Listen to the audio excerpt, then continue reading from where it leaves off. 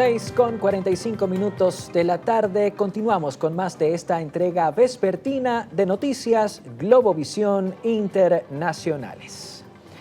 En Cuba, el presidente de la isla, Miguel Díaz-Canel, ha admitido que los diálogos con la administración del presidente Donald Trump se encuentran estancados. A pesar de que su país está sumido en una crisis multifactorial, Díaz-Canel se mostró convencido de que Cuba está lejos del colapso. Para profundizar en este tema, vamos a conversar inmediatamente con Manuel Camilo González. Manuel Camilo es politólogo, es internacionalista.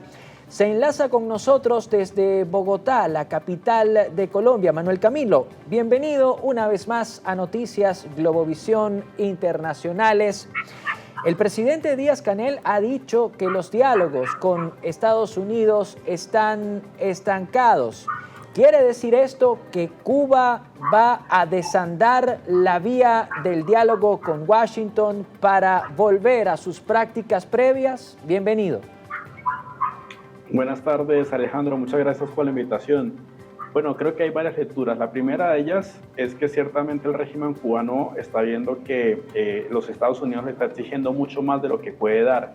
Y aquí pues obviamente hay que entender que en una negociación ciertamente a Cuba no se le puede subestimar. ¿En qué sentido? En que es una de las partes que está sentada en la mesa y por lo tanto tiene unos intereses que quiere defender.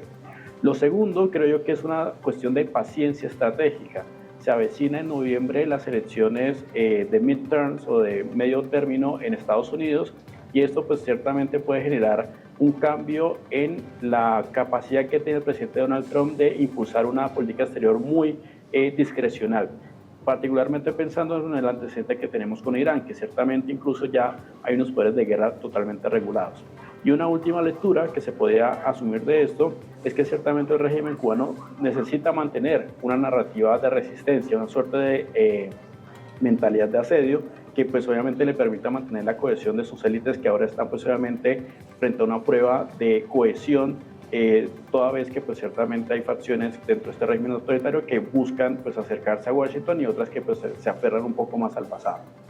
Ahora, Manuel Camilo, esta narrativa de resistencia que tú mencionas, ¿es sostenible cuando se sabe que en Cuba, por ejemplo, hay una crisis energética profunda que obliga a prácticamente la totalidad de la isla a permanecer a oscuras por horas?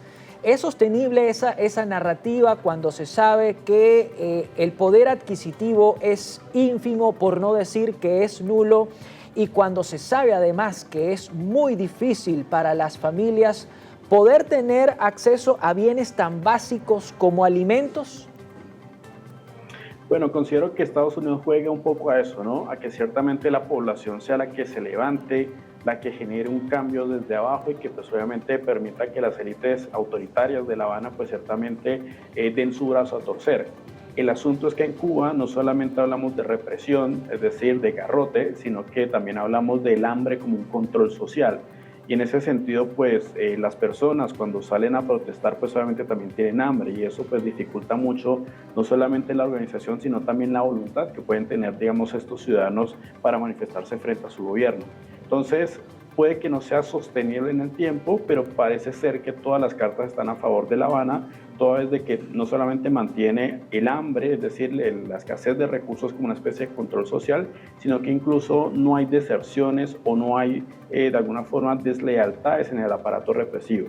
Cuando veamos ese tipo de rupturas, seguramente tendremos la posibilidad de ver cierta probabilidad de que empiecen a existir esos quiebres internos a los cuales se juega mucho cuando se habla de transiciones hacia otro régimen político, en este caso la democracia.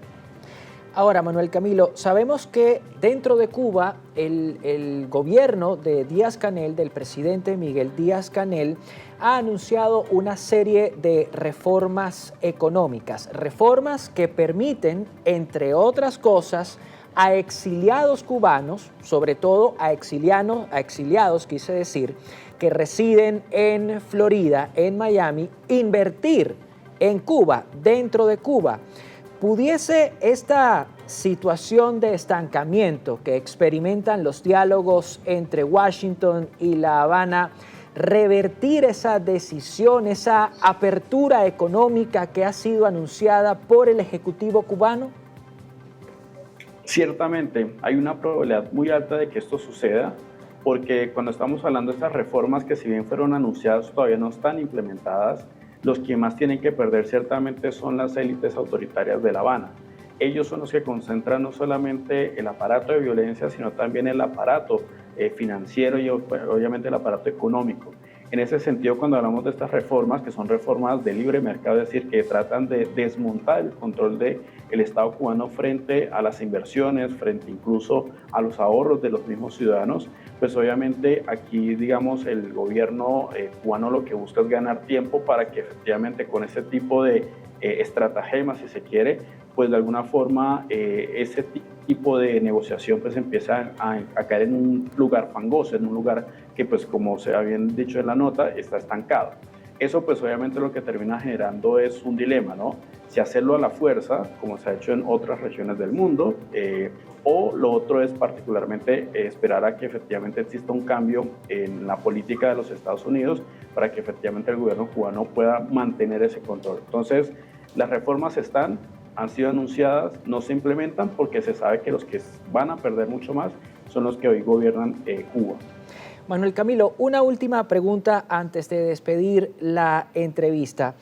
Acabas de decir que desde Estados Unidos hay una especie de compás de espera. Se está esperando a ver si hay un cambio de pronto voluntario y genuino o si se tiene que llegar a la fuerza para promover un cambio, para provocar un cambio. En este momento en el que Estados Unidos tiene, por ejemplo, un frente abierto en Medio Oriente con Irán, en este momento en el que Estados Unidos acaba de enzarzarse en una guerra comercial con Canadá, en este momento de complejidad, ¿tiene Estados Unidos la capacidad como para involucrarse en una aventura de tipo militar en Cuba? Es una buena pregunta, Alejandro, porque ciertamente estos dos eventos que acabas de mencionar lo que hacen es minar la capacidad de los Estados Unidos para lograr de alguna forma una incursión armada en Cuba. Ciertamente los Estados Unidos pueden hacer este tipo de incursiones incluso en cualquier contexto, pero creo que lo más importante, más allá de los recursos, es qué tipo de imagen, qué tipo de respuesta internacional va a tener que efectivamente Estados Unidos ataque a Cuba.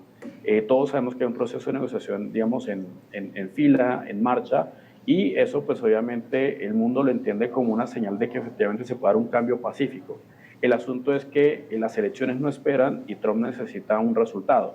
No lo ha tenido en Irán, seguramente no lo tendrá en Canadá, seguramente Cuba puede ser la opción para la cual pues obviamente pueda jalar un poco la fuerza, el garrote para lograr un resultado en el exterior que le favorezca incluso con los exiliados cubanos que son ciudadanos en Estados Unidos para que le voten en Florida, por ejemplo.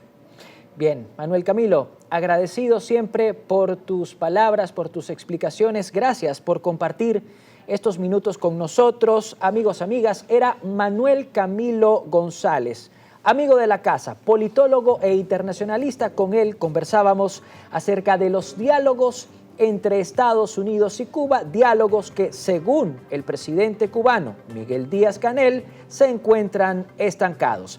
Con esta entrevista vamos a hacer nuestra segunda pausa de esta tarde, comerciales, y a la vuelta más de la presente entrega vespertina de Noticias Globovisión Internacionales.